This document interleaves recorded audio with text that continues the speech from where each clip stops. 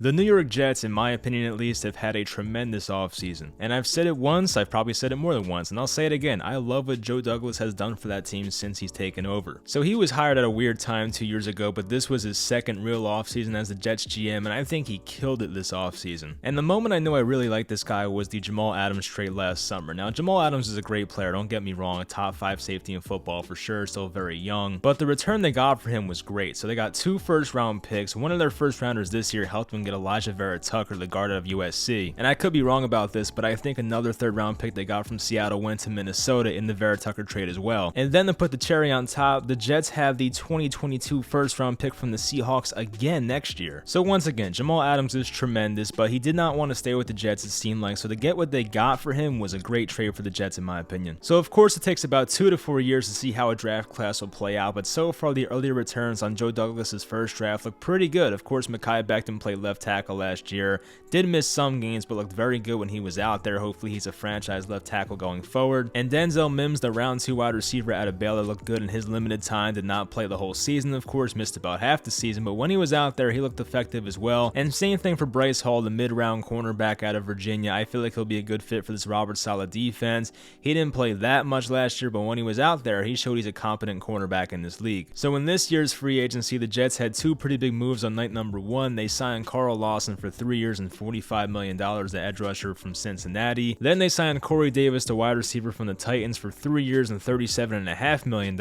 And both deals to me seem pretty team friendly for the most part. They could have made more, I feel like, and getting them for 3 years as compared to 4 or 5 will definitely benefit the Jets if something goes wrong for Davis or Lawson. But anyway, it seemed like Davis really broke out last year for the first time. He was a former 5th overall pick, as we know, but he played very well. He would have got 1,000 yards last year if he was not on the COVID list. He had his best season yet. He's 6'3", and he will have another 6'3" wide receiver next to him in Denzel Mims. So those guys, if they pan out, can be a scary duo on the outside, and we're not even talking about the slot receivers. The Jets have a couple good ones there as well. And for Carl Lawson, yes, the guy's had some injuries in his career, a hamstring injury, I believe, and an ACL tear, and he had one in college as well. But when Carl Lawson's been on the field, he's been a very, very good player. I actually made a video about him before free agency, so if you guys want some Carl Lawson hype, go back and watch that one. But Carl Lawson, when he plays healthy, is a very good pass rusher in this league, so we'll see if the Jets get the most out of him. Also on the first day, they signed Jarrad Davis from the Lions. I mean, Davis was once a first-round pick. He's still 26 years old, pretty good size. He's a decent blitzer.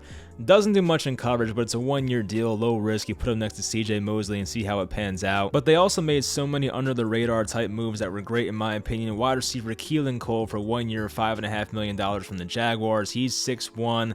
He was mostly a slot guy for Jacksonville. He's a good separator, has good hands. I feel like if he gets in there, he can make some nice plays for the Jets. LaMarcus Joyner, they signed from the Raiders, and if you pair him next to Marcus May and even Ashton Davis, that would be a good move in my opinion. I feel like this guy as a safety has been much better than a slot corner, which is where the Raiders tried to put him. So LaMarcus Joyner at his natural position might be a steal for the Jets on a 1 year, $3 million deal. Then you have a guy like a Tyler Kroft, who, yeah, Tyler Kroft's probably not a starting tight end, but a very good number 2 in my opinion. Had some nice time with the Bills and the Bengals in the past. And with Chris Herndon and Ryan Griffin there, I feel like you could use some tight end depth, so that was a good move by the Jets. And then you get Sheldon Rankins and Tevin Coleman. Tevin Coleman, of course, the running back formerly of the Falcons and the 49ers, very fast, a one-cut type guy. He will be a good scheme fit here for the Jets. And then Sheldon Rankins, who, yes, at one point was a very good defensive tackle, then tore his Achilles, never came back to that same guy, but now he's a full 2 years off that Achilles injury.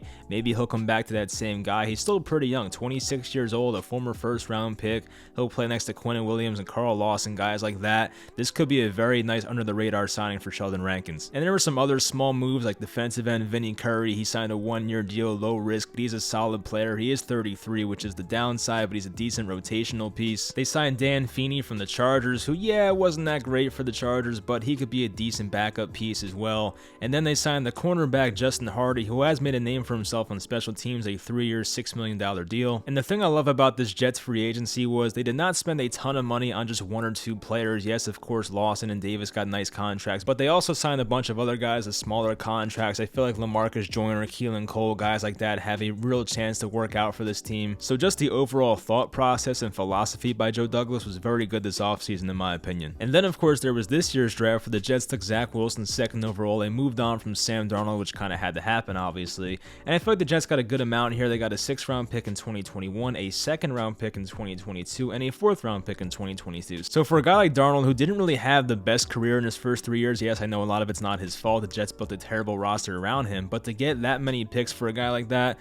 is not really that bad of a trade. And if I were the Jets, I would have done the same thing. I would have taken Zach Wilson and traded Darnold, because Darnold had 1 year left on his contract basically. If Darnold hypothetically stayed with the Jets and had a good year, the Jets would have to extend him after that one good season, so that would have been risky in itself. So to have Zach Wilson on this rookie quarterback contract and spend more money and improve your roster elsewhere will definitely benefit the Jets in my opinion. Then of course at pick number 14, the Jets I think had the 23rd pick. They traded up with the Minnesota Vikings to get Elijah Vera-Tucker, and Vera-Tucker is going to be a very solid guard in this league. He should play at left guard next to Mekhi Becton. He played some left tackle last year, so there is some versatility there for him, but Vera-Tucker is going to be a good guard in this league. He has very good technique, gets to the 2nd level easily. I like that pick there. It should be a safe one for the Jets. Then number 34 overall in the 2nd round was one of my favorite players in this draft. I've said that one before, Elijah Moore. He should be the slot guy right away. I know that Jamison Crowder took a pay cut, but I think Moore is going to be a better player. I would start him right away. I'm very excited to see what Elijah Moore can do for this Jets team. Then in round 4, it was running back Michael Carter out of North Carolina, and don't take this the wrong way, but I feel like this guy has a chance to be what Alvin Kamara is for the Saints.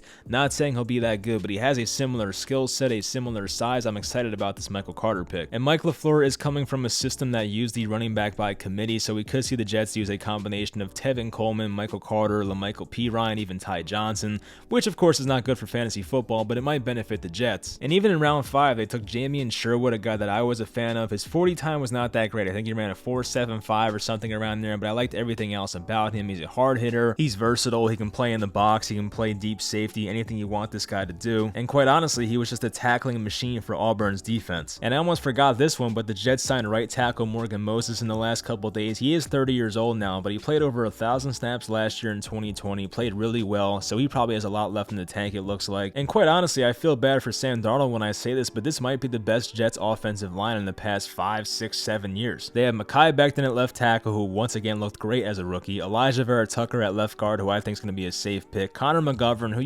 disappointed last year for the most part, but he had a good track record with the Denver Broncos, and then Morgan Moses and George Fant. So that's an offensive line that's probably not top 10 in the league, but it's a serviceable offensive line and should be league average. And when I look at this Jets roster overall, I don't really see a playoff team right now, but I think by 2022 this team will be a legit playoff contender. Of course, it depends how Zach Wilson looks as a rookie, but if he plays well and some of these guys stay healthy like Mekhi Becton, Carl Lawson, and Sheldon Rankins, even Quentin Williams, this team could be dangerous by 2022. So if I'm a Jets fan, I would be excited for the future. You might win 5, 6, 7 games in 2021, but by 2022 this could be a playoff team. And I almost forgot about this. Sometimes it's easy to forget when it's not a player, but Robert Saleh, the head coach, was a good hire in my opinion for the Jets. We'll see how it plays out record wise.